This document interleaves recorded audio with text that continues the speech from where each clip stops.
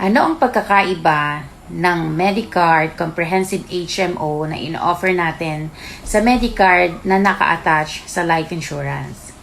Yung Comprehensive HMO na in-offer po natin, meron siyang outpatient care. So, ibig sabihin, within a year, pwede kang pumunta sa doktor para magpa-consult. No? Meron din siyang hospitalization, meron din siyang emergency care, meron siyang annual preventive care, at dental care.